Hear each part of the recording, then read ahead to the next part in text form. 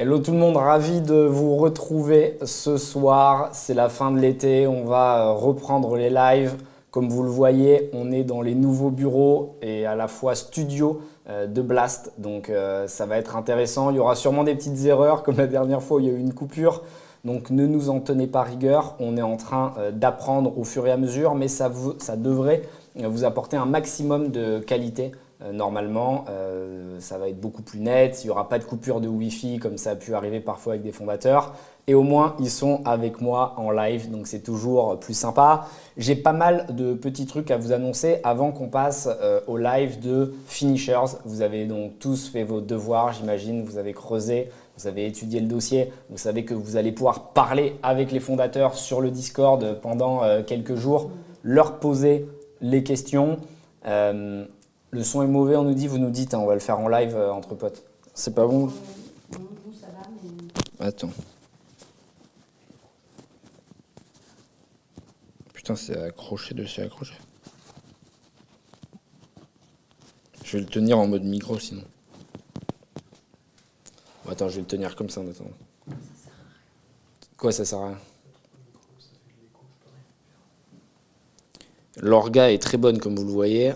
On est 20 dans l'équipe, on va être moins la semaine prochaine. Donc je parle où moi? Dans quel truc? Non, c'est bon, tu parles. On y va? Du coup, Finishers, ils vont présenter leur live dans pas longtemps. Juste quelques infos que j'ai à vous transmettre parce qu'il y a eu pas mal de questions. À savoir qu'on a 2 business angels d'ailleurs qui vont nous rejoindre en cours de route. Investisseurs de Finishers qui sont vraiment des personnes de qualité puisqu'on aura Thomas Cook qui est le numéro 2 de VP et Mathieu Blanchard que certains d'entre vous doivent connaître qui est une superstar du trail français qui a participé à Koh-Lanta mais qui est surtout connu pour avoir une endurance exceptionnelle, un mental de fou et donc il va investir pendant ce tour de table avec nous et ce sera intéressant d'avoir son avis et pourquoi il a kiffé ses fondateurs.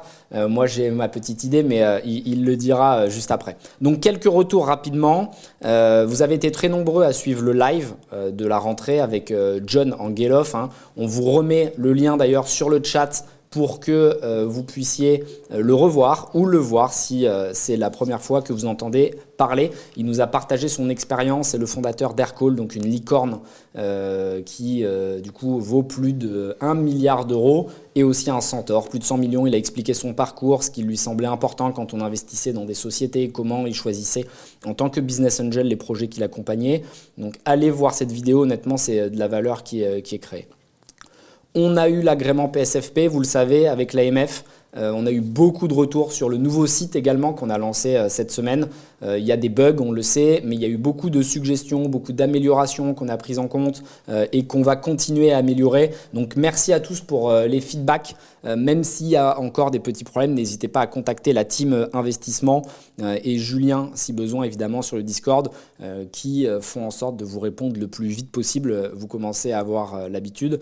Donc merci à tous pour vos retours. L'objectif, c'est vraiment de faire un site qui soit exceptionnel. Et je ne peux pas encore trop l'annoncer, mais très bientôt, on aura encore un nouveau site qui sera mieux, mais logiquement, vous n'aurez plus rien à faire. Donc ça va s'améliorer au fur et à mesure. Boutique Blast, c'était une demande des membres, vous le savez, et ça a suscité un peu de discussion dans le Discord. Il faut bien avoir en tête qu'à aucun moment on se dit les membres sont des clients qu'on va essorer, comme j'ai pu le lire parfois dans les forums. L'idée, c'est de rester un club fort. C'était une demande des membres de pouvoir acheter des bons de priorité, de pouvoir investir plus, donc on l'a fait dans cet état d'esprit. Vous le savez, nous on teste des choses et si ça ne marche pas, on les supprime. On n'est pas attaché à la boutique, on s'en fout.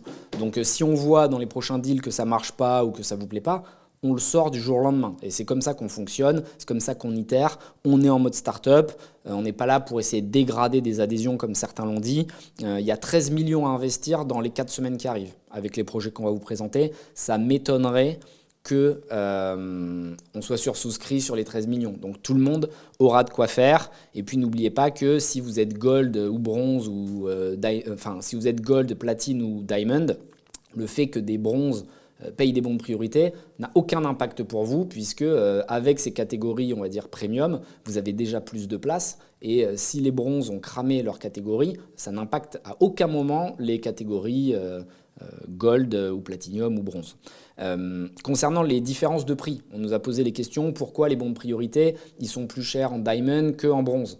C'est hyper logique, c'est-à-dire qu'un bronze, quand on lui donne un bon de priorité, il prend 1000 euros de plus ou 2000 euros dans la cap table. Il ne prend pas beaucoup de place. Si un diamond il prend un bon de priorité, il prend 80 000 à lui tout seul. Donc c'est l'équivalent de 40 bronzes ou 80 bronzes. Donc c'est normal que son bon de priorité soit plus cher. Il ne faut pas le voir en valeur faciale. Il faut le voir en pourcentage de ce que tu peux investir. Donc honnêtement, c'est hyper logique, encore une fois, puisque l'objectif, c'est que tout le monde puisse investir.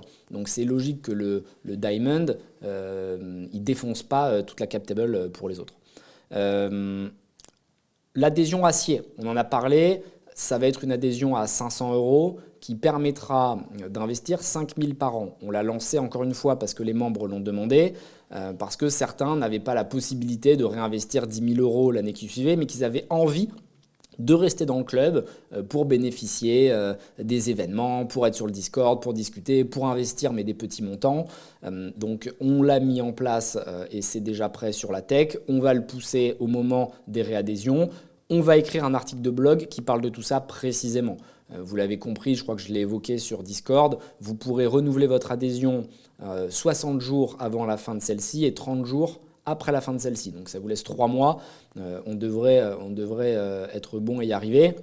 Je précise que, comme je m'y suis engagé, vous n'aurez pas besoin d'avoir une adhésion acier pour profiter du marché secondaire.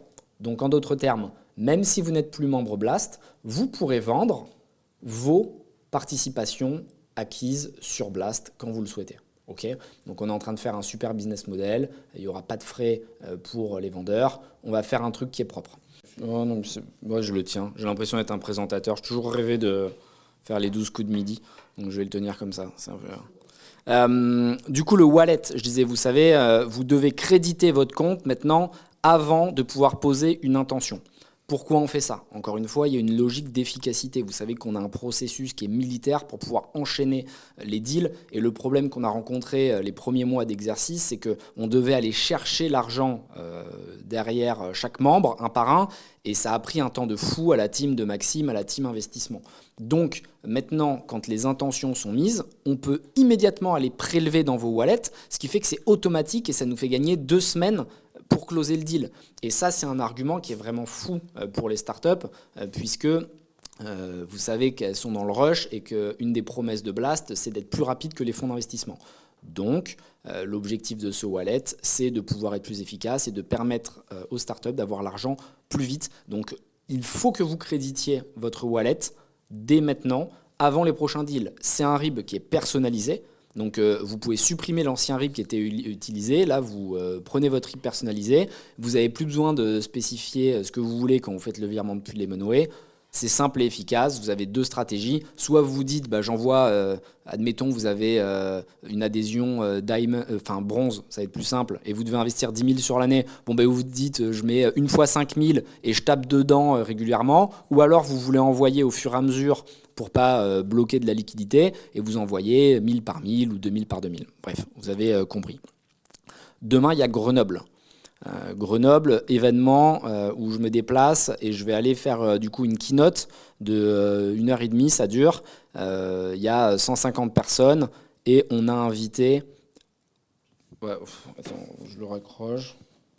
C'est bon, tout est réglé. C'est bon? Ouais, encore désolé. Hop.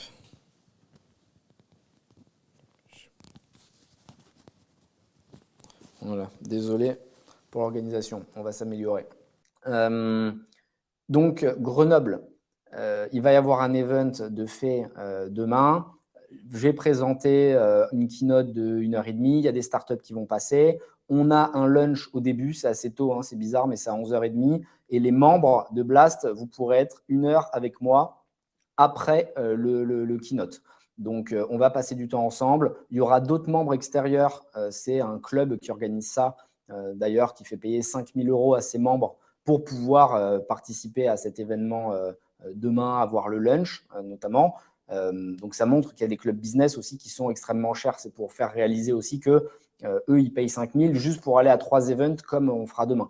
Donc, nous, évidemment, on offre plein de choses à côté et on va investir dans différents événements pour pouvoir rencontrer les membres Blast tout au long de l'année. À chaque fois que je me déplacerai en province, ça arrive assez souvent. Il y a 2-3 événements déjà qui sont prévus. À chaque fois, on invitera des membres de manière à ce qu'on puisse parler tous ensemble. Même si je ne pourrais évidemment pas rencontrer tout le monde, c'est important pour nous d'être connectés et de savoir les feedbacks, comment vous le vivez.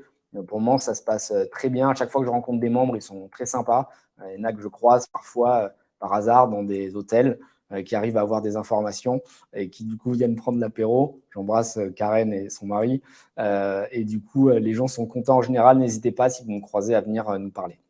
Il y a la team community, Bastien et Julien, qui ont 30 échanges en one-to-one prévus, avec des membres aussi pour bien comprendre vos attentes et peaufiner la stratégie de Blast. Encore une fois, nous, on est à l'écoute, on est là pour faire le meilleur club possible.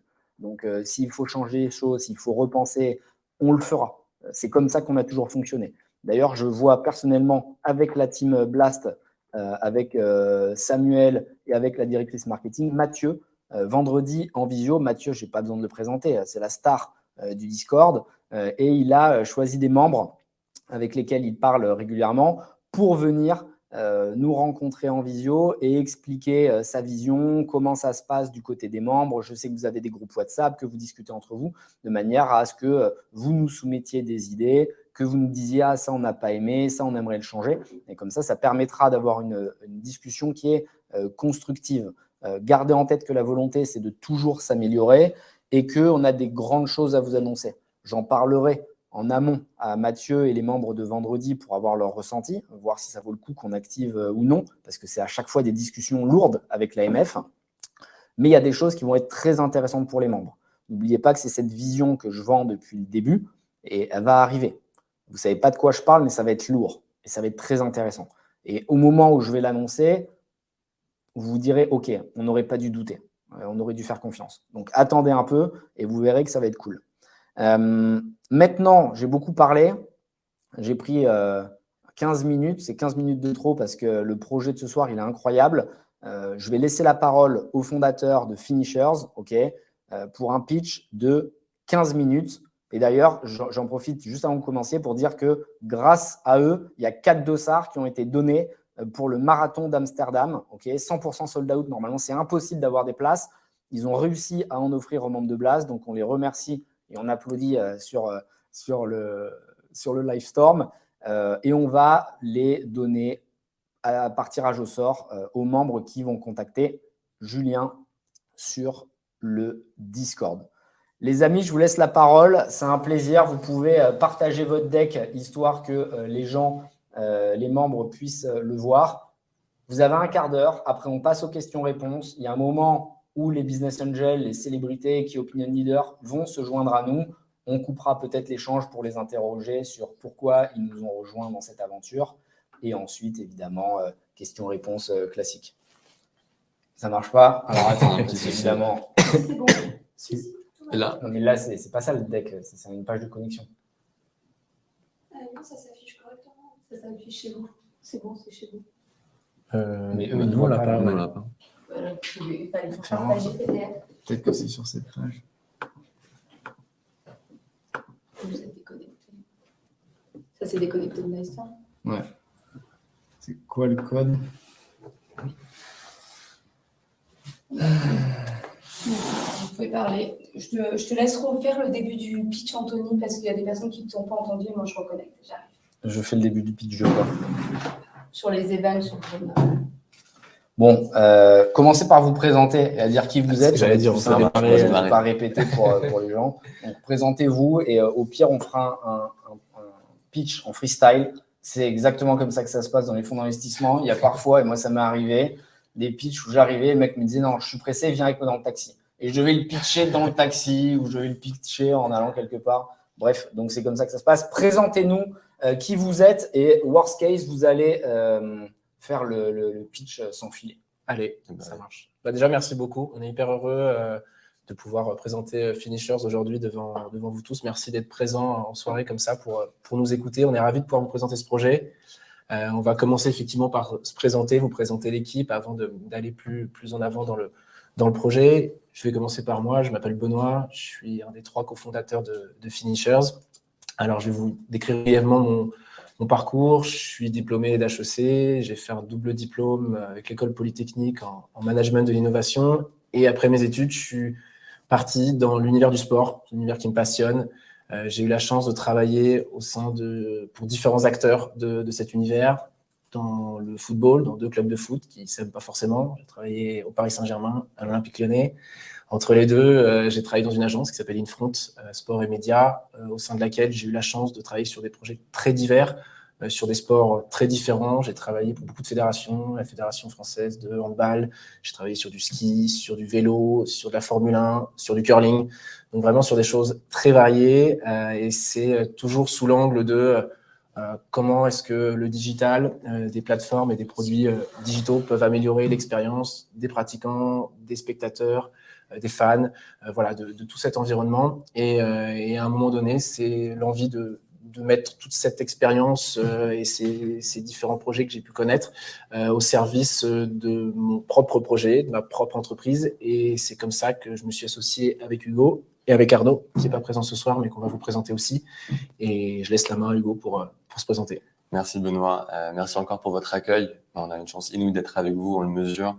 On va essayer de kiffer un max ce moment. Ça va passer vite, mais je vais me présenter rapidement. Donc moi, c'est Hugo Charrier.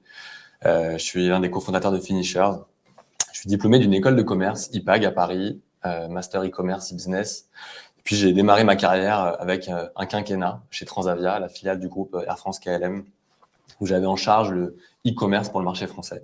Et puis, j'ai fait un deuxième quinquennat, cette fois-ci dans le monde du sport, au Paris Saint-Germain, où j'ai ouvert le pôle e-commerce à la billetterie. Et l'un de mes projets, ça a été le lancement de Ticketplace. Peut-être que vous connaissez. Ticketplace, c'est la première plateforme de revente de billets du Paris Saint-Germain. Pour la petite anecdote, c'est la première fois qu'un club de foot internalisait sa plateforme de revente. Et puis, voilà, on s'est associé avec Benoît et Arnaud, que je vais vous présenter. Arnaud, c'est la personne qui gère chez nous la technique. 15 ans d'expérience, back-office, front-office. C'est grâce à lui qu'on a développé une super plateforme aujourd'hui. On est hyper fiers de ce qu'on va vous partager. Mais si on fait un focus sur Arnaud, c'était la personne qu'il nous fallait. Parce qu'Arnaud, il avait, dans le passé, travaillé pour Click Rendez-vous. Click Rendez-vous, c'est, si vous voulez, l'ancêtre de Doctolib. Il avait développé le back-office, le front-office. Il savait de quoi il parlait. Et donc, pour les gens qui aiment la technique, si je vous parle de React, Express.js, Node.js, voilà, ces beaux langages d'aujourd'hui qui font les belles journées de plateformes comme Netflix, Blablacar, Spotify. Ben voilà, c'est tout ce qu'on met au service de notre communauté. Et donc voilà, c'est un beau billard à 3 bandes qu'on a démarré il y a 2 ans pour attaquer un énorme marché, un truc de ouf. Et je vais laisser Benoît vous présenter ce marché et on espère que vous accrocherez à ce marché et que voilà, vous partirez avec nous. Effectivement, aujourd'hui, on va parler de course à pied. Et donc, on va tout simplement parler du plus gros marché de sport en France et dans le monde. Il y a 13 millions de Français qui font de la course à pied. Pour vous donner un ordre de grandeur, ça représente à peu près 25% de la population française de plus de 18 ans. Donc, c'est un marché tout simplement énorme.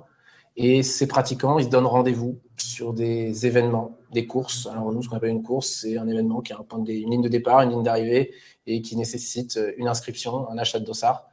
Et donc, il y en a plus de 15 000 qui ont lieu chaque année sur notre territoire, plus de 500 000 en France chaque année, dans le monde, chaque année. Et naturellement, c'est un marché qui a pris un énorme poids en termes économiques, qui pèse 6 milliards d'euros par an.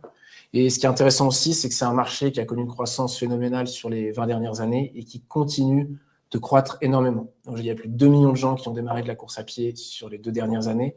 Donc, c'est un marché très vaste et en croissance. Et sur ce marché, on a identifié, nous, une problématique forte pour les coureurs.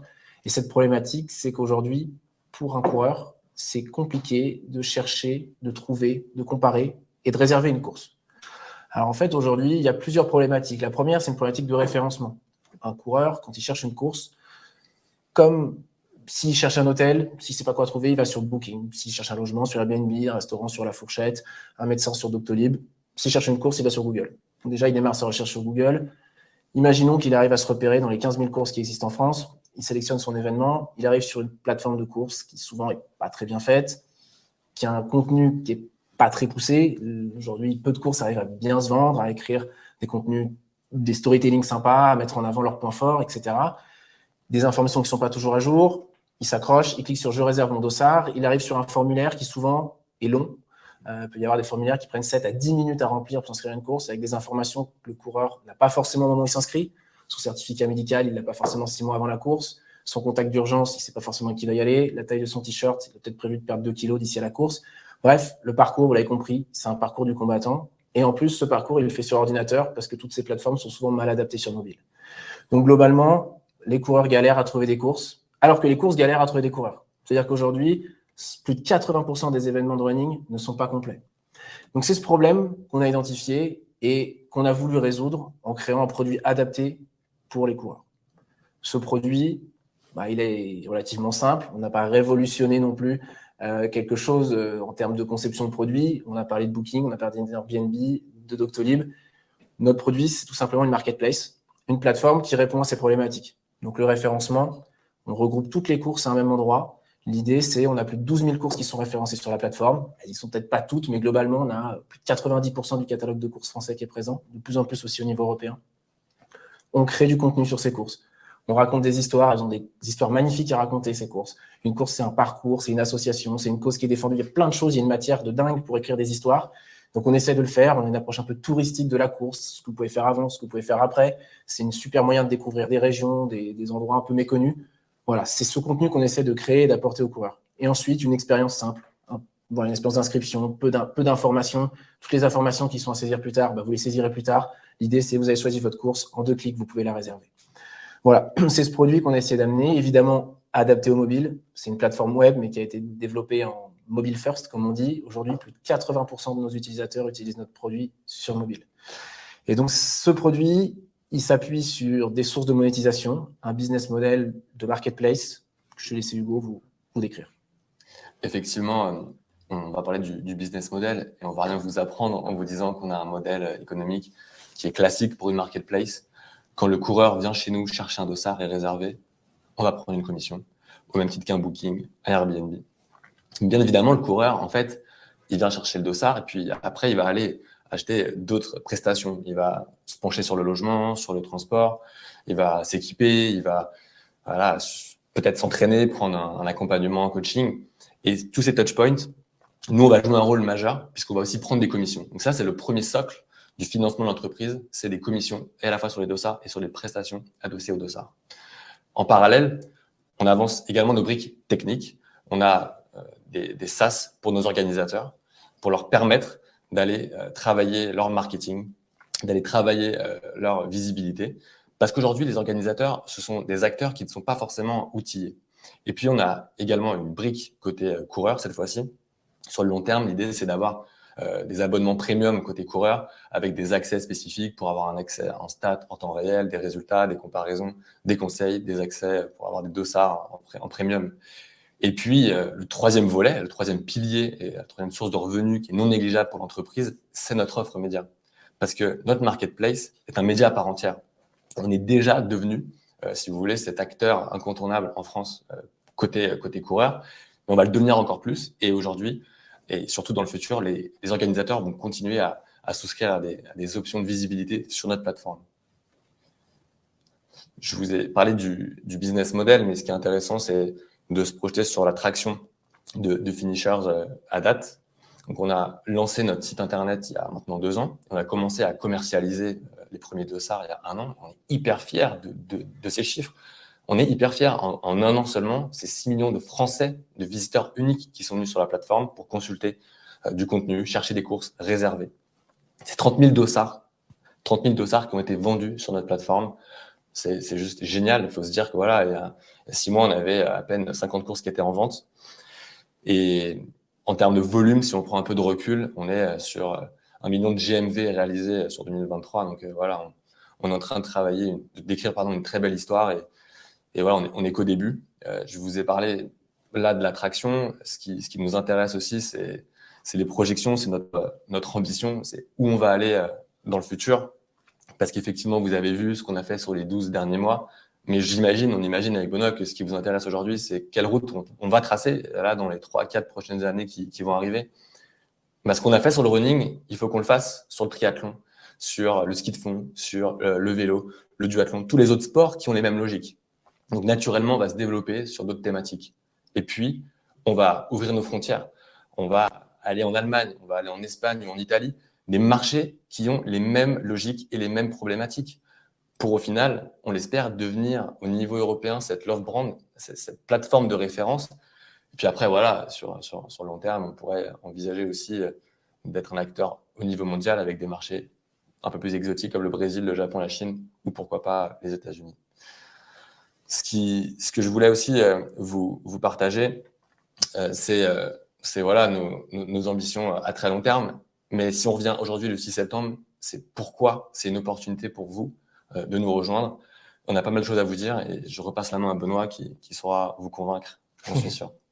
Grosse passion. Effectivement, ce qu'on voulait, c'était vous resynthétiser un peu en quelques points pourquoi on a envie que vous rejoigniez cette course avec nous. Le premier, c'est qu'on répond à un vrai besoin de marché, une vraie demande, une vraie attente. Aujourd'hui, c'est pas normal qu'en 2023, alors qu'on peut réserver un restaurant en un clic, un logement en un clic, se faire livrer de la nourriture en un clic, on soit obligé d'avoir un parcours aussi chaotique pour réserver un dossard qui est juste le sport le plus pratiqué. Donc, on répond à une demande forte et une attente forte des coureurs. Le second point, c'est que ça nous a permis, de manière très rapide, de prendre des positions très fortes.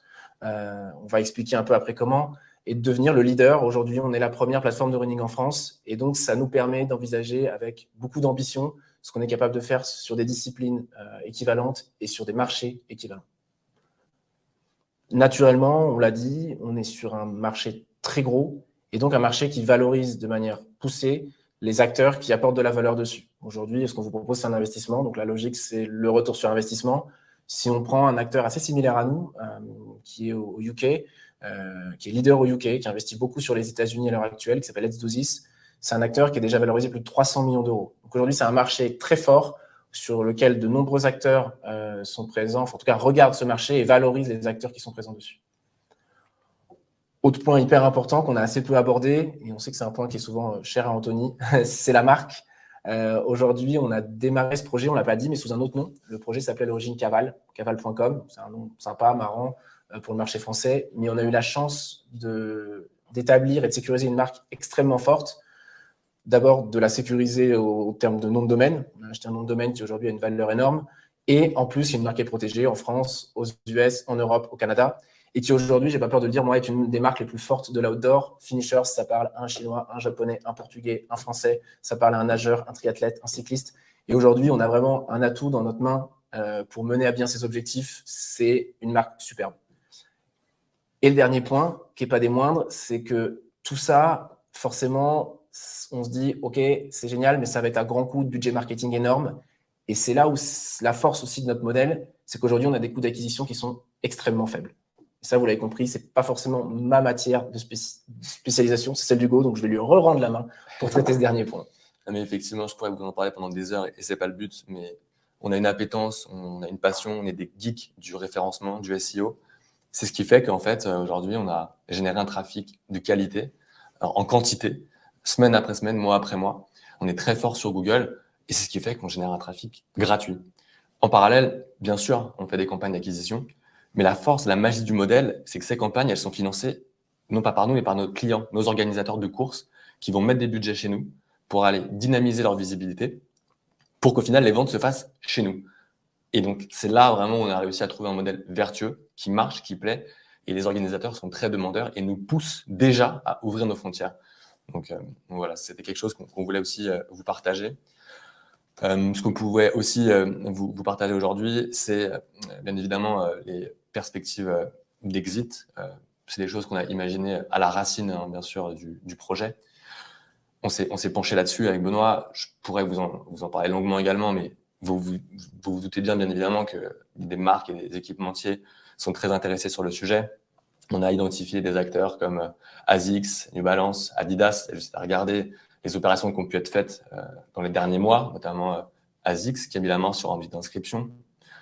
On peut également citer des groupes médias qui regardent de très près notre industrie, comme le Telegram, qui prend des participations auprès de certains événements. Puis, on peut aussi dézoomer avec des acteurs, des mastodontes de l'industrie du sport. Pourquoi pas citer Ironman, un Strava ou un Decathlon, un acteur avec lequel on a eu des discussions aux prémices du projet et qui suit de très près à la loupe ce qu'on fait au quotidien. Voilà, on sait qu'il y a un vrai intérêt et puis ça pourrait après déboucher aussi sur d'autres perspectives, hein, des acteurs du monde de la santé, du sport santé, des laboratoires pharmaceutiques. Voilà, beaucoup de perspectives sur un projet comme le nôtre. Il y avait une dernière chose qu'on voulait partager aujourd'hui, c'est le bonus pour les membres Blast.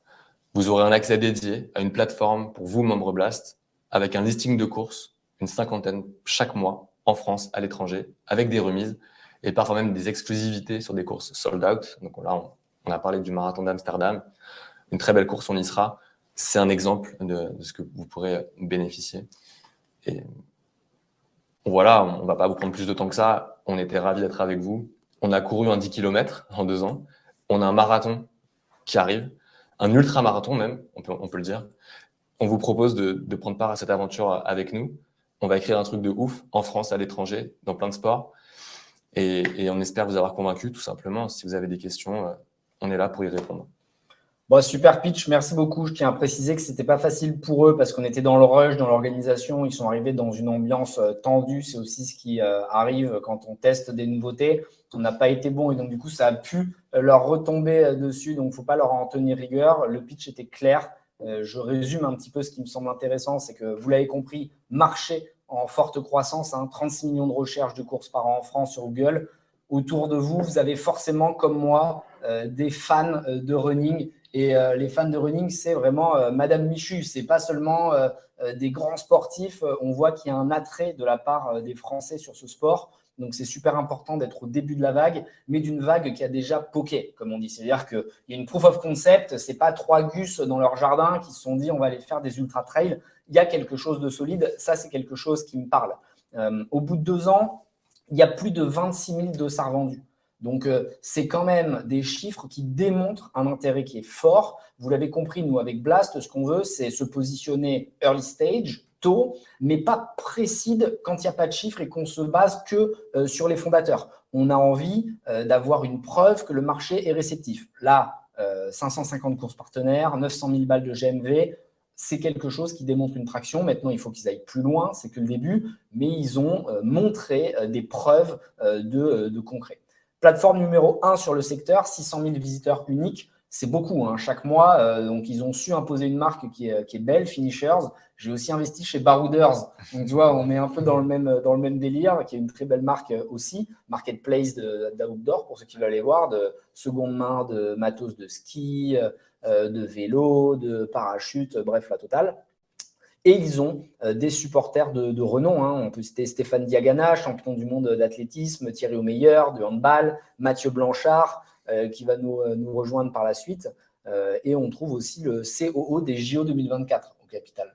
Donc, j'imagine qu'il va peut-être pouvoir donner 2-3 tips. Moi, je suis très chaud sur ce dossier. Je le trouve efficace, je le trouve concret. Je trouve qu'il est facile à comprendre pour les membres parce que c'est consumer et on va tous se servir de ce petit bijou.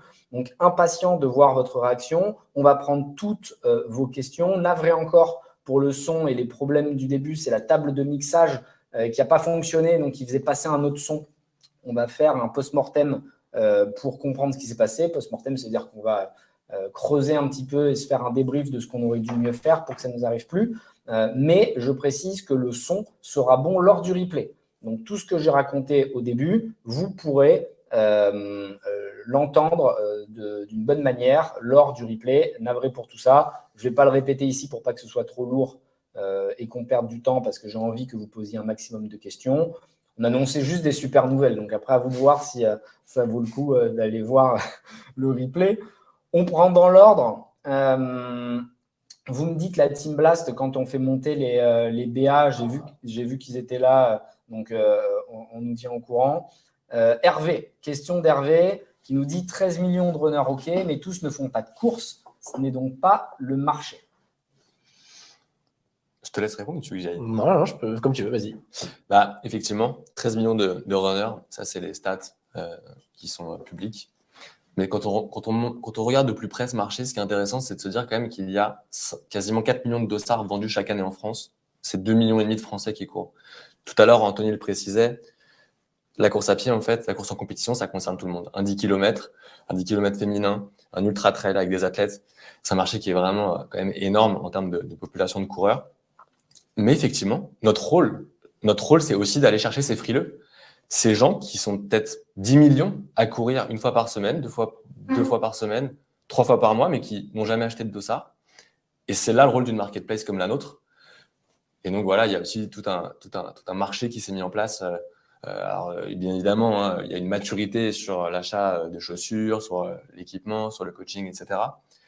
Mais les coureurs vont de plus en plus sur la ligne de départ et il n'y a qu'à voir des événements comme l'UTMB qui aujourd'hui sont broadcastés sur l'équipe. Voilà, c'est un exemple parmi tant d'autres. Et à préciser aussi juste que sur les 13 millions de coureurs, il y en a 8 millions qui courent plus d'une fois par semaine. Quand tu cours plus d'une fois par semaine, tu peux acheter un dossard au moins une fois par an sur une course, sans dire qu'il va aller sur un marathon, etc. Mais plus d'une fois par semaine, on parle quand même de gros coureurs. C'est quand même un sport qui est hyper addictif. Certes, le marché, on ne va jamais avoir 13 millions de dossards achetés par an, mais malgré tout, il y a vraiment normalement un potentiel pour que beaucoup de coureurs achètent au moins une fois un dossard dans l'année. C'est le rôle aussi de marques comme Finishers de justement créer du contenu pour engager. Je pense que vous avez un boulevard sur les réseaux sociaux pour attirer les gens, faire en sorte qu'il y ait de plus en plus de coureurs. Je pense qu'il y a beaucoup de gens aussi qui ne passent pas le cap parce qu'ils ont peur. Absolument. Tu vois, ils se disent je ne suis pas fort et tout, alors qu'en réalité, le dépassement perso, c'est ça moi que je ressens dans le running, c'est avant tout une compétition contre toi-même, contre ton envie d'abandonner, que contre le mec d'à côté. Donc, si vous arrivez à démocratiser, à motiver les gens, je pense que vous allez faire quelque chose de grand. On essaie de faire 30 secondes max par réponse, comme ça on peut en descendre un max. Est-ce qu'une application mobile est prévue? Si oui, à quelle échéance? Alors oui, c'était pas dans l'ordre des priorités. Vous l'avez compris, aujourd'hui, les coureurs, ils démarrent leur recherche sur Google. Il fallait qu'on soit sur Google. C'était pour nous la logique de commencer par un site web. Mais effectivement, l'idée, c'est d'aller sur une application mobile avec des fonctionnalités qui sont beaucoup plus natives, qui font appel à des fonctionnalités natives d'une application mobile, de la géolocalisation, etc. Donc oui. Super. Si on parle sortie, quel pourrait être le type d'entreprise intéressée par un rachat? Donc, quand on dit sortie, c'est exit, c'est la vente à la fin. Vous en avez parlé rapidement. Vous pouvez redonner les 2-3 noms juste? Bien sûr, des acteurs comme ASICS, Adidas, pourquoi pas Telegram, un Let's Do This, qui est aujourd'hui en train de faire un travail énorme aux US, en Angleterre, qui n'a pas réussi encore, qui a pas approché le marché européen. Donc, c'est une perspective. Decathlon aussi, vous avez cité tout à l'heure. Tout à fait. Decathlon qui est en train de faire pas mal de shifts stratégiques en ce moment, donc c'est intéressant pour eux, je pense, ce genre de choses. Et toutes ces marques, effectivement, elles peuvent placer, tu vois, des trucs sur ce genre de plateforme. Quand tu as 600 000 coureurs, c'est 600 000 clients potentiels, tu peux y mettre des choses intéressantes. Je ne sais pas comment tu prononces, Pace, qui propose le même genre de service et qui vient de faire une jolie levée. Effectivement, c'est un acteur qui n'est pas vraiment concurrent aujourd'hui. On ne va pas rentrer dans un détail trop poussé, mais c'est un acteur qui fait surtout un outil d'inscription. Donc aujourd'hui, c'est un outil, ils ont mis énormément d'argent dans leur levée pour faire un outil d'inscription. Et donc aujourd'hui, c'est un acteur qui est très B2B. Il suffit de comparer les chiffres coureurs vis-à-vis d'eux. Ils ont un trafic d'à peu près 30 000 visiteurs uniques par mois. On fait à peu près 20 fois ce trafic-là. C'est un acteur qui est très B2B, là où nous, notre objectif, il est dans un premier temps de bâtir une communauté énorme. Donc c'est aussi bien un concurrent qu'un partenaire. C'est un acteur avec lequel on discute assez régulièrement parce qu'on discute avec beaucoup d'outils d'inscription. On est dans des partenariats avec de nombreux outils d'inscription, dont le leader qui est Nuco. Donc, c'est un concurrent sans en être un. Effectivement, c'est un acteur qui a une vision un peu similaire à la nôtre, mais qu'aujourd'hui, on a largement dépassé. En tout cas, on a une avance considérable sur lui d'un point de vue notoriété, quoi. Ok, super clair. Les organisateurs d'événements, comment vous les prospectez? Comment vous allez les chercher? Une question. Au début, on les appelait. On en a appelé beaucoup. Il fallait évangéliser. Hein. C'était tout nouveau pour eux. Ils avaient l'habitude de dépenser de l'argent sur des médias traditionnels. Donc, au début, certains pouvaient être sceptiques. Et puis, en fait, ils se sont rendus compte qu'on avait une vraie valeur ajoutée. Donc, on a réussi à en convaincre plus de 500 la première année d'activité commerciale. De plus en plus, ils viennent à nous maintenant sur notre site internet. Et puis, on arrive aussi à se déployer à l'international. On a réussi à convaincre des marathons internationaux, des Rome, des Barcelone, qui nous testent et qui aujourd'hui nous mettent une pression phénoménale pour qu'on fasse la même chose sur le marché français, mais en Espagne, en Italie, aux Pays-Bas. Parce qu'ils se disent, mais ce que vous faites, c'est juste exceptionnel. Donc, comment on peut vous aider pour vous donner des moyens à faire ce que vous faites? Parce que nous, on n'y arrivera pas tout seul. Canon. Une question qui est intéressante, c'est une fois que vous avez réussi à motiver des Français à faire du sport, est-ce que vous imaginez potentiellement aller chercher d'autres activités sportives, d'autres types de dépassements quelque part? Alors oui, je suis pas sûr. Alors, dans un premier temps, effectivement, notre idée, c'est le running était le marché le plus fort au démarrage, donc il fallait démarrer par celui-là. Dans un premier temps, on va effectivement très rapidement aller sur des marchés et des sports qui ont les mêmes logiques de recherche, de participation. Hugo les a un peu cités tout à l'heure, c'était triathlon, nage en eau libre, tout ce qu'on appelle des sports enchaînés, aquathlon, duathlon, etc. Et ça, déjà, c'est des sports qui ont moins de participants, qui sont un peu plus niches, mais qui ont des tickets d'entrée déjà très élevés. Un triathlon, ça démarre à 100, 200, ça peut aller jusqu'à plus de 1 000 euros de frais d'inscription. Voilà, c'est tous ces sports-là qu'on veut adresser, ce qu'on appelle sport d'endurance, sport de masse, sport outdoor, qui ont différentes dénominations. Donc oui, la réponse, c'est effectivement, notre objectif, c'est vraiment d'englober tous ces sports de masse qui ont vraiment les mêmes logiques de recherche, de participation, d'inscription. Très clair. Est-ce que le boom de la course n'est pas déjà passé suite à l'effet post-Covid entre les canicules, la pollution? Est-ce qu'on ne va pas arriver à une décroissance à court terme ou moyen terme? Ah, c'est une question, ça va être dur de répondre en 30 secondes, mais globalement, ce qui est intéressant, déjà, il faut faire un throwback dans le passé, c'est que l'explosion du running, c'est les années 80 aux États-Unis avec l'apparition du mode jogging. Ensuite, c'est le Japon dans les années 2000, et l'explosion en France et en Europe occidentale, c'est les années 2010. Il y a eu un ralentissement avec Covid, mais on a vu une reprise phénoménale dans vraiment 2 ans après Covid, avec des courses qui annoncent des chiffres records, le marathon de Paris l'an dernier qui a fait son record. De plus en plus de courses qui apparaissent, qui naissent un peu partout en France. Et ce qui est intéressant aussi, c'est un calendrier de courses étalé. On va avoir des courses du 1er janvier au 31 décembre, et avec des territoires qui vont truster certaines dates. Donc finalement, en période de grande chaleur, vous allez avoir certaines courses, mais plutôt au frais, à la montagne, au bord de lac, sur des horaires aménagés, en journée, plutôt en fin de journée, ou en début de journée. Et les marathons, si on prend l'exemple avec les marathons, ils ont souvent lieu sur des périodes entre guillemets fraîches. Je prends l'exemple, Amsterdam, c'est octobre, Paris, c'est le mois de mars, pour permettre vraiment aux coureurs de se dépasser. On n'est pas encore sur les niveaux de pollution d'un pays comme la Chine qui, dans le bulletin météo, indique les horaires pour aller courir.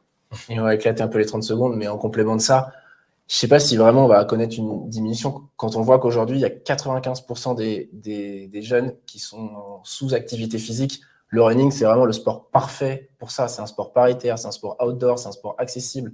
C'est un sport en plus, si tu fais du foot, du volley, du handball, il faut garder un cardio, donc les gens courent. C'est sûr qu'au bout d'un moment, on ne va pas avoir 60 millions de coureurs, mais il y a quand même un sport qui a vraiment, sur lequel on veut investir beaucoup pour essayer de remettre un maximum les gens à la pratique sportive. Et c'est la discipline rêvée pour ça. Donc, il va y avoir évidemment une hausse constante si on fait un bon marketing du nombre de runners français. Mais l'idée, c'est aussi d'aller à l'étranger pour avoir un scale et une croissance qui sera rapide. Vous avez parlé de nouveaux marchés. Est-ce que vous pouvez préciser lesquels vous avez en tête et à quelle date, à quel horizon? Alors, effectivement, le marché du UK, c'est un marché fort. On ne va pas y aller tout de suite. Il y a Let's Do This qui a fait un très gros travail sur les 5 dernières années, qui était là aux États-Unis il y a 2 ans maintenant. Nous, on fait un très gros focus sur la France depuis notre lancement. Et bien sûr qu'on a identifié 3-4 marchés similaires, proches, qui ont les mêmes contraintes, les mêmes problématiques. On va parler de l'Espagne, de l'Italie, des gros pays de pratiquants, coureurs, triathlon. On a vu l'Allemagne aussi, qui a ses complexités. C'est un marché qui est peut-être un peu plus difficile à aborder en tout premier lieu, mais voilà, il semblerait qu'on soit sur des marchés similaires avec l'Italie et l'Espagne. Et c'est des marchés sur lesquels on a déjà pas mal de clients. En Espagne, on travaille quasiment tous les plus gros marathons, Barcelone, Madrid, San Sebastián, Bilbao. C'est déjà des marchés sur lesquels les plus gros clients sont déjà clients chez nous, donc sur lesquels on a déjà une bonne porte d'entrée pour aller s'établir. À quoi vont servir les fonds que vous êtes en train de lever? Alors, on va pas faire de la R&D poussée. On est une boîte très tech, donc c'est de l'humain, c'est du développement produit. Vous l'avez compris, on veut mettre l'accent vraiment sur le développement produit, côté organisateur, côté coureur. Donc, ça va être principalement du recrutement, du développeur, des recrutements commerciaux, des recrutements pour accompagner aussi l'onboarding de nos organisateurs sur nos différents produits et aussi des budgets marketing. On l'a dit, notre grande force, c'est de pouvoir financer une grande partie de notre marketing. Mais forcément, quand tu vas à l'étranger, quand tu vas sur de nouveaux marchés, au démarrage, il faut investir. Donc forcément, il y a aussi une grosse partie marketing, notamment sur la partie étrangère, qui va être investie. Est-ce que vous envisagez de proposer aussi des hébergements, des billets de train, des billets d'avion? Il y a quelqu'un qui propose un deal avec Ulysse, qui est une boîte dans laquelle Blast a investi et qui fait des billets d'avion. Est-ce que vous envisagez d'aller un petit peu plus loin ou vous préférez vous concentrer, pas perdre de focus et être sûr de très bien dérouler votre mission principale? Alors, effectivement, Anthony, on a pas défocusé là sur les 12 derniers mois. On a fait vraiment que du dossard et on a commencé à analyser les cours sur lesquels il fallait proposer des packages, hébergement, transport. C'est vraiment une demande qu'on a aujourd'hui de nos coureurs qui veulent l'expérience totale. Et donc, naturellement, on le fait. On ouvre d'ailleurs demain notre premier package sur le marathon de Barcelone. C'est une première. On va en ouvrir d'autres, puisque c'est aussi une vraie demande des organisateurs, parce que aujourd'hui, il y a des coureurs qui veulent faire tout eux-mêmes et il y en a d'autres qui veulent vraiment l'expérience totale. Donc, effectivement, c'est quelque chose qu'on va accélérer dans les semaines qui viennent. Ok, bon, on va faire monter des BA qui vont nous rejoindre, qui vont nous partager leurs sentiments et on reprendra les questions si on a un peu de temps, donc pas d'inquiétude. La Team Blast, si vous pouvez faire monter les BA, donc là, il y en a deux. Un qui va investir avec nous en même temps et un qui a déjà investi et qui réinvestit à ce tour-là. Donc, on ne peut pas faire plus. Hello Thomas, tu vas bien? Salut, bonjour à tous. Salut Thomas. Bah, trop cool de t'avoir. Tu as un beau parcours professionnel et tu es un bon BA. Est-ce que tu peux déjà nous expliquer qui tu es, ce que tu as fait? Et puis, on rentrera un peu plus dans le détail par la suite de pourquoi tu as rejoint cette aventure, puisque tu as déjà mis de l'argent, et pourquoi tu y retournes avec nous lors de ce tour de table. Alors, très rapidement me concernant, je suis plutôt à la base un éditeur de presse parce que j'aimais le papier et je me suis mis un peu au digital il y a quelques temps. Actuellement, sur mon parcours, on va dire, d'employé, de salarié, je suis directeur général chez Vente Privée et avant, j'étais pendant 15 ans chez Lagardère. Et en parallèle de ça, j'ai eu quelques expériences assez enrichissantes, soit en tant que VC où j'ai investi dans des sociétés comme Covoiturage, j'étais le premier investisseur de Covoiturage qui est devenu Blablacar. J'ai investi dans d'autres sociétés, j'ai été également cofondateur et encore aujourd'hui advisor d'une société qui s'appelle Buzzman, là plutôt dans la publicité.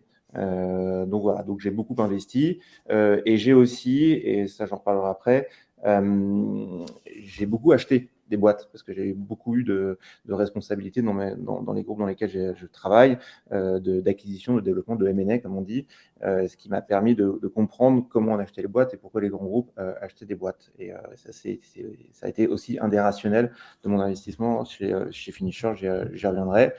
Et plus récemment, j'ai monté un réseau, un network de sociétés que je préside et que j'ai cofondé avec mon associé Dan, spécialisé dans le sport. Donc, c'est un ensemble de startups dédiés au B2B pour les clubs de foot, de rugby et grands événements sportifs. Donc, ma vie se décompose aujourd'hui entre vente privée, ce réseau dédié au sport. Et je m'étais fait la promesse il y a 5-6 ans quand j'ai monté ce réseau de ne plus investir en tant que VC parce que je l'avais beaucoup fait et que je voulais vraiment me concentrer sur ce projet. Et en fait, à cause de Finisher, j'ai trahi cette promesse et j'ai fait un petit écart à cause d'eux. Alors, pourquoi j'ai investi la première fois dans Finisher ? Comme souvent dans les projets dans lesquels j'ai investi, c'est une question de personnes et de projets. La personne, je la connaissais, Hugo. Comme je vous l'ai expliqué, je suis président et actionnaire fondateur de ce réseau dédié au sport. Et c'est avec Hugo, effectivement, qui était notre client, que nous avons monté le second marché au PSG. Et on a pu immédiatement évaluer à quel point il était compétent en tant que chef de projet, organisé, curieux. Et voilà, j'ai beaucoup aimé l'avoir comme client. Et après, quand il m'a sollicité pour me dire qu'il avait envie de monter sa boîte, j'avais confiance dans sa capacité à mener un projet, ce qui est rare quand j'investis parce que souvent je connais pas les personnes et j'ai jamais bossé avec elles. Et là, en l'occurrence, on l'avait déjà fait et on savait que c'était quelqu'un qui était fiable. Donc ça a été le premier critère. Le deuxième critère, ça a été l'analyse sectorielle. C'est un marché que je connaissais un petit peu, mais évidemment que je n'avais pas crunché comme eux l'ont fait. Et j'ai trouvé l'analyse tout à fait pertinente et la maîtrise la maîtrise du secteur qui m'a suivi et je partageais le point de vue qui était le leur à l'époque lorsqu'ils ont lancé, qu'il fallait dépoussiérer et que les bastions étaient faciles à prendre. Donc j'ai investi, j'ai vu comment ils allaient initier le projet. Ce qui m'a, et là sur les skills nécessaires pour ce genre de projet, ce qui m'a vraiment beaucoup impressionné. Alors c'est très technique, mais c'est quelque chose que j'ai beaucoup apprécié dans le temps, notamment dans des sociétés que j'ai achetées, quand j'avais participé au rachat d'Optissimo, quand j'avais participé au rachat de Billet Réduc, pour ceux qui ont connu ces marques. C'est la maîtrise du référencement naturel. C'est que ce sont des acteurs aujourd'hui qui ont réussi très rapidement à prendre des positions au sein de Google et je sais que trop bien par expérience que ce sont des véritables assets qui servent à consolider un projet et à construire un véritable actif. C'est-à-dire qu'il y a plein d'idées qu'on peut avoir, notamment en B2C, mais si on n'est pas capable de résoudre cette équation nativement, in fine, on va toujours courir, notamment par de l'acquisition payante. Et là, le modèle, il ne fonctionne plus parce qu'on dépense de l'argent pour faire venir les gens et c'est le pire des scénarios. C'est un sujet que je connais bien, travaillant chez VP, qui est le seul retailer en France et en Europe qui ne fait pas de pub et qui travaille exclusivement sur le côté love brand et donc l'accès direct à son offre sans avoir besoin de recruter ses membres. Et là, je crois qu'on a un couple entre le projet et l'exécution sur la partie SEO qui est très au-delà de la moyenne que j'ai pu constater des nombreuses sociétés avec lesquelles j'ai collaboré et les résultats qui sont les leurs aujourd'hui en termes de référencement naturel, croyez-moi, ils sont très rares vu le laps de temps qui est le leur, la durée d'existence. J'ai pu constater un très grand nombre de sociétés investir dans le SEO, prendre des équipes, investir dans les agences et tout ça, et pas arriver au dixième du résultat auquel ils sont arrivés en aussi peu de temps. Et donc là, pour moi, c'est très simple. Quand je vois ça, je ne vois qu'une seule chose, c'est le premier étage d'une fusée qui est ultra solide et qui est déjà intrinsèquement un actif. C'est-à-dire que si moi, je suis industriel et que je suis dans l'univers du sport et qu'à chaque fois que je tape le nom de ma chaussure, le nom d'une épreuve, tout ça, je vais tomber sur Finisher. Et donc, à partir de ce moment-là, j'ai un intérêt dans mon écosystème à interagir avec cette marque, que ce soit par un partenariat ou que ce soit par les prises de position, parce que c'est un actif. Et donc ça, pour moi, ça a été une des premières raisons pour lesquelles j'ai investi. Il y avait cette maîtrise. Il y avait la compréhension que le SEO, c'est bien, mais que la marque, c'est essentiel parce qu'il fallait créer cette relation qu'il n'y avait pas dans cet univers avec d'autres marques et qui est aussi une des pierres angulaires de l'aspect, on va dire, communautaire d'une marque web. Il faut être une love brand. Il faut avoir son petit pas de côté. Il faut être disruptif dans son univers. Ils l'ont été parce que cet univers était un peu vieillot, pas encore totalement compris par des acteurs de cette génération. Et donc, très rapidement, ils ont structuré cette marque. Ils ont aussi réussi à pivoter, à se dire, putain, on avait une marque avant, elle est bien, mais finalement, elle n'est pas si top que ça. Elle est un peu clivante sous certains aspects ou elle peut être limitante. Ils ont réussi à le faire. Très bien, super marque. Et le dernier point, si on parle du produit, il y a l'UX. L'UX, il n'y a rien à dire. C'est-à-dire qu'il n'y a rien à dire. Là, on a pareil une exécution excellente avec aujourd'hui un parcours, une expérience qui n'a rien à envier à des sociétés qui peuvent mettre des équipes de 20 à 30 personnes sur le sujet. Donc, moi, ça, j'aime beaucoup. Donc, ça me rassure, ça me plaît. Et je sais déjà que mon investissement est rentable parce que quoi qu'il arrive, il y aura toujours quelqu'un qui ira dessus. Pourquoi après, je réinvestis dans l'actif, indépendamment du fait que quand j'aime bien, je suis et puis voilà, c'est une forme de loyauté que j'apprécie. C'est aussi les opportunités qu'il y a derrière. Et derrière Finisher, là, on a la première étage de la fusée. En fait, il y a plein de choses qu'ils ne connaissent pas encore, qu'ils vont découvrir, mais par contre, ils ont les acquis pour pouvoir aller jouer à la table de nouveaux modèles, de nouveaux projets avec une multitude d'acteurs. Et ça c'est génial parce qu'en fait, ils ont déjà quelque chose de solide. OK, il n'y a pas encore la rentabilité. Ils pourraient presque l'avoir s'ils décidaient de ne pas investir. En vrai, parce qu'ils ont déjà le trafic qui vient gratuitement chez eux, qui est le summum en termes d'équation économique. Mais là, ils peuvent aller sur le modèle qu'ils ont décrit avec la marketplace, avec du transactionnel, avec du média, avec du partenariat, avec de l'abonnement, enfin, avec toute la panoplie, ils peuvent y aller. Ils peuvent aussi à un moment switcher en se disant, OK, on a acquis cette position en B2C, on redescend en B2B parce que le logiciel, alors je connais bien le sujet, ils le savent, on en parle beaucoup. Je peux redescendre sur le logiciel parce que là, en fait, on va équiper les mecs, mais on est ultra légitime parce qu'on a la communauté. Ils peuvent aller à l'international parce qu'ils l'ont pensé nativement, ils ont ça dans le mindset et de toute manière, ils vont le faire quoi qu'il arrive. Et en plus de ça, ils travaillent avec les acteurs à côté de ça. Voilà, le jeu est hyper ouvert avec des fondamentaux qui sont hyper carrés. C'est recta, c'est propre, c'est bien exécuté. Donc voilà, moi j'adore. C'est pour ça que j'ai suivi. Et puis il y a un dernier point qui est hyper important, c'est que ce sont des gens qui sont humbles, qui se la racontent pas, qui font bien les choses, qui racontent pas de la flûte, qui sont pas dans la survente. Moi, je m'en trouve tous les jours sur LinkedIn des trucs, des machins, des BP improbables. Là, honnêtement, c'est un vrai bonheur de bosser avec eux. Et voilà, il y a l'humain au bout d'un moment, et on peut tous dire le modèle, le truc, le machin. Au bout d'un moment, ce sont des gens bien. Et les gens bien, quand ils ont des bonnes idées, ils font des choses super bien. Voilà. Super clair, merci Thomas, tu as fait un pitch nickel. Les gens dans le chat disaient un monstre, Thomas, qui d'ailleurs a lui aussi beaucoup d'humilité parce qu'il a quand même un très gros poste chez VP et son parcours professionnel est impressionnant. Donc, il n'est pas né de la dernière pluie, comme on dirait en province. Merci beaucoup, c'était super clair. Je vais faire monter maintenant Mathieu Blanchard pour finir, un bon gros sportif qui va tous nous faire nous sentir mal parce qu'on est fiers quand on court une demi-heure, 3/4 d'heure sur un tapis. Lui peut courir 2 jours, 3 jours sans s'arrêter. Donc, ça va être très intéressant d'avoir son feedback sur pourquoi il investit et qu'est-ce qui l'a séduit dans cette aventure. On le voit arriver. Hello Mathieu, est-ce que tu nous entends bien? Comment tu vas? Salut la team, ça va très bien. Bon, trop cool. Merci beaucoup d'être avec nous parce qu'on sait qu'il y a encore quelques jours, tu étais en train de faire l'UTMB, qui est vraiment une des courses les plus dures du monde. Donc, j'imagine que ça doit laisser un impact.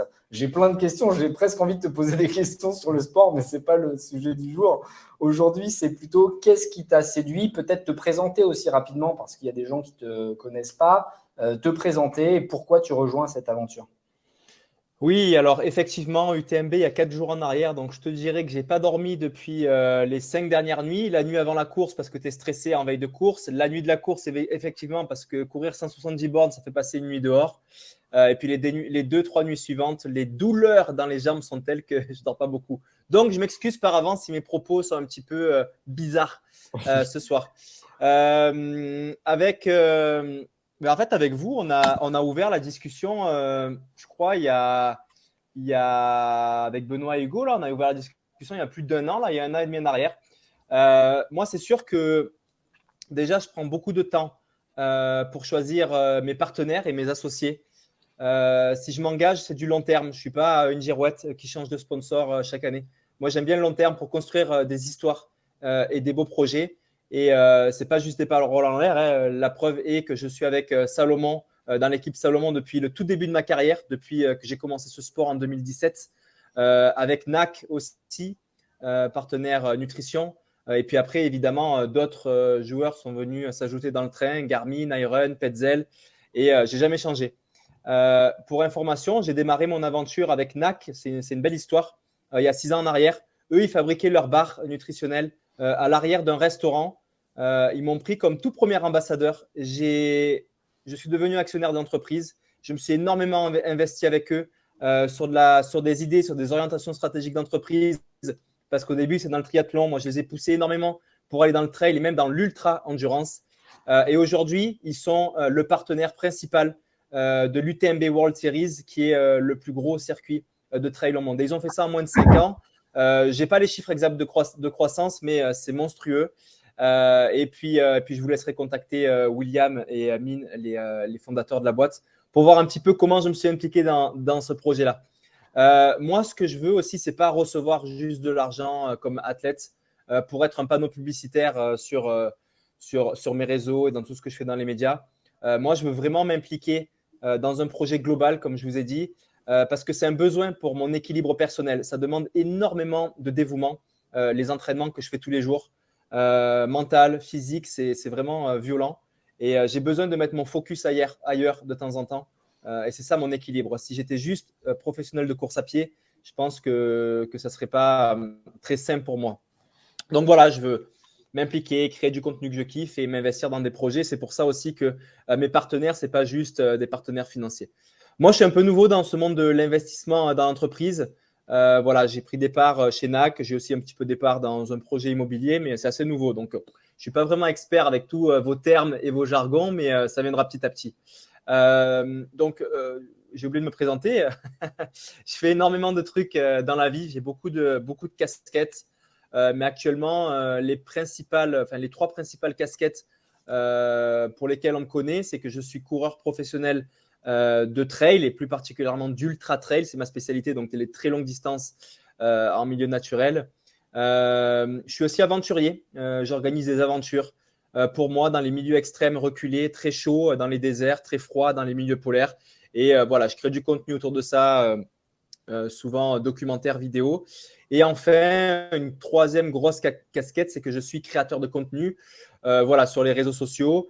C'est quelque chose qui m'amuse beaucoup de créer, avoir des idées pour faire des photos, des vidéos, des tutoriels.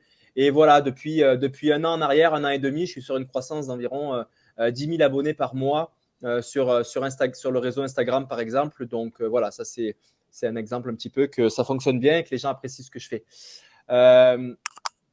Vous voulez que je vous dise un petit peu peut-être pourquoi j'ai envie d'embarquer dans l'aventure avec Finishers. Je vous raconte une petite anecdote que j'ai eue pas plus tard que hier. Juste après l'UTMB, je me suis arrêté à Annecy. C'est là qu'il y a le siège de Salomon.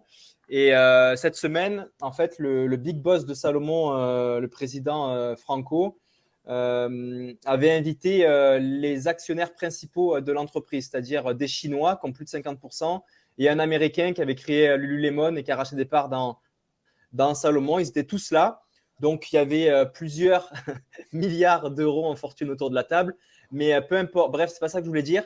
C'est que la petite anecdote, il y a 3 ans en arrière, la société iRun, qui est le leader en France de revente de matériel de running et de sport, était concurrente à Salomon parce que Salomon vend aussi son équipement en ligne. Et donc, au restaurant, avec Franco, on discutait un petit peu de ce sujet. Et il faut savoir que moi, aujourd'hui, je suis ambassadeur de Salomon et de iRun, qui était un gros concurrent il y a 3 ans en arrière.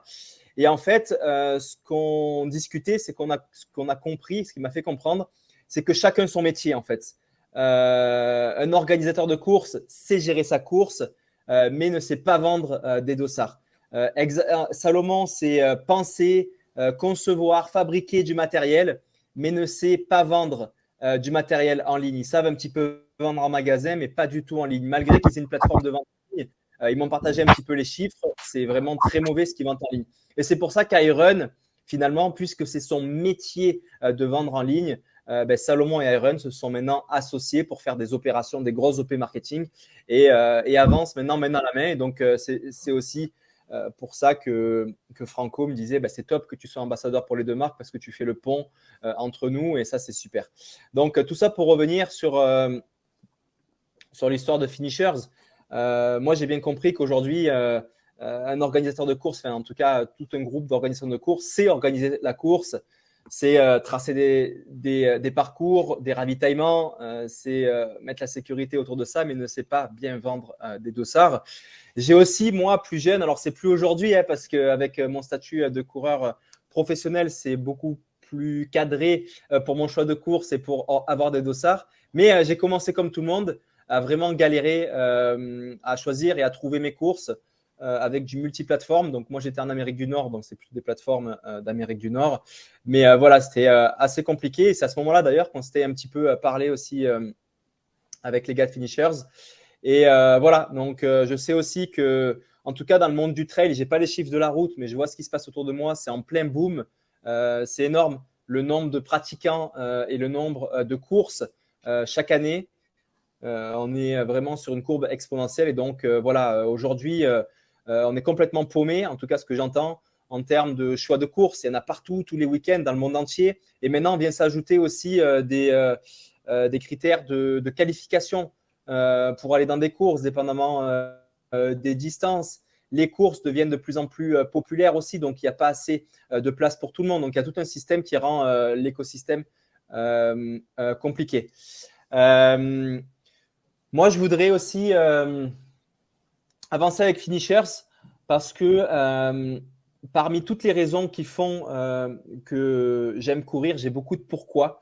Et il y en a un, bon, ce n'est pas le principal, je ne veux plus le mettre au centre de mes raisons de courir parce qu'il m'a joué des tours, mais la performance est quand même super important. Moi, je ne vous cache pas que j'ai commencé ce sport il n'y a pas si longtemps. Je n'ai pas 20 ans d'expérience, mais j'ai pour objectif de devenir le numéro 1 mondial dans la catégorie Ultra Trail. Actuellement, je suis 3e, juste derrière l'Américain Jim Walmsley et Kilian Jornet dans la partie ultra distance. Et puis voilà, d'après ce que j'avais pu entendre et voir par rapport à vos projets, c'est de devenir plateforme numéro 1 mondiale dans ce domaine. Donc, je crois qu'on pourrait bien s'entendre. Qu'est-ce que je fais aussi par rapport à la création de contenu? C'est un petit peu des propositions aussi que plus qu'être simple actionnaire, je peux apporter au projet. Il y a le classique, hein, il y a déjà les réseaux sociaux. Aujourd'hui, tout passe par là et quand on voit qu'on poste des vidéos Reel et qui sont vues 100 000, 200 000, 500 000, 2 millions, 3 millions de fois en moins de 24 heures, l'impact est quand même énorme. J'ai aussi une vie médiatique relativement importante et donc aujourd'hui répondre à des questions pour rédiger des articles, des blogs sur des retours d'expérience de course, sur des conseils de course à pied. Voilà, il y a énormément de choses qu'on peut faire à ce niveau-là. Au niveau de vidéos capsules aussi, des trucs que j'ai jamais encore vraiment fait et que j'aimerais faire. Moi, quand je m'entraîne, j'aime bien parcourir la France et puis aller faire des parcours de course en repérage. En fait, j'intègre mon entraînement comme ça. Récemment, il y a 3 semaines en arrière ou 2 semaines en arrière, je suis allé faire le GR54, par exemple, dans le parc des Écrins. Je suis allé faire un GR autour de Paris et puis souvent, je me limite à faire 2-3 stories Instagram pour raconter mon expérience. Mais je pense qu'on pourrait aller beaucoup plus loin en faisant des capsules vidéo pour raconter tout ça, en intégrant aussi le côté un petit peu patrimoine culturel, les auberges, les refuges dans lesquels je passe, le restaurant, enfin voilà, il y a des trucs super intéressants à faire. Il y a un truc, ça fait longtemps aussi qu'on me dit qu'il faudrait que je pousse un peu plus. Je l'avais fait l'année dernière à travers mon podcast. J'ai fait un podcast pendant 1 an. J'ai arrêté cette année parce que j'étais sur d'autres projets de documentaires vidéo. Mais faire du inside de course, vraiment faire du retour d'expérience en prenant 2-3 images sans que ça soit super quali. Mais voilà, raconter un petit peu l'avant-course, le pendant. Voilà. Et puis ça, je pense que ça pourrait vraiment être super et qui pourrait s'accorder aussi avec la création de contenu de Finishers. Voilà. Ensuite, j'ai un réseau de contacts qui commence à être assez important avec des directeurs de courses, par exemple, de grosses courses. Et puis évidemment, des directions de marques. Puisque c'est mes partenaires, voilà, des grosses marques comme Salomon, Iron, Garmin, Petzl, Leki, enfin les leaders de chacune de ces marques dans le domaine avec qui j'ai des partenariats. Donc ça peut faire des ponts aussi, je pense, pour des opportunités générales. Et ensuite, je pense que Hugo et Benoît pourront confirmer, mais on avait déjà eu des discussions il y a 1 an et demi en arrière.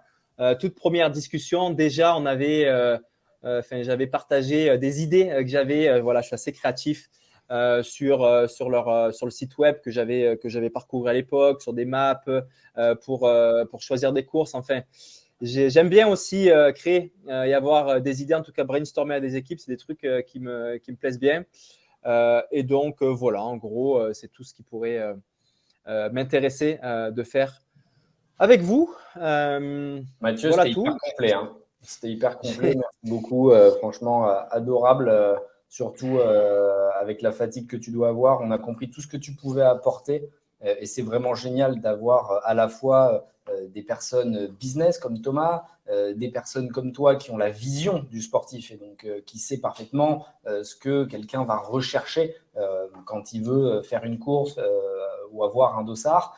Évidemment, ta notoriété va leur permettre d'avoir des accès, vous allez pouvoir faire du contenu sur les réseaux sociaux, donc c'est une chance pour eux, pour nous en tant que coactionnaires, de t'avoir à nos côtés. On est impatient de pouvoir aller plus loin. Je vois qu'on a un peu dépassé le créneau, il est 21h11. Donc, je vous propose de continuer ces échanges sur Discord. Allez vous inscrire si ce n'est pas encore le cas. Il y a beaucoup de membres sur le Discord. Il y a des échanges quotidiennement. Ça permet vraiment de poser ces questions et vous allez pouvoir rentrer dans des sujets qui n'ont pas été abordés avec les fondateurs. Je remercie encore Thomas et Mathieu pour leur temps, malgré leur emploi du temps que je sais chargé. C'était un plaisir de vous avoir avec nous. Les membres vous remercient aussi dans le chat et trouvent vos interventions vraiment pertinentes et intéressantes. C'est très cool d'avoir eu vos feedbacks et votre vision. Les membres, on vous embrasse, on vous souhaite une bonne soirée. Encore navré pour les débuts un peu compliqués avec le son, mais on va s'améliorer, on va apprendre, se relever et revenir plus fort la semaine prochaine. On vous embrasse, on vous souhaite une bonne soirée. Merci les mecs et bravo encore. Merci. Ciao.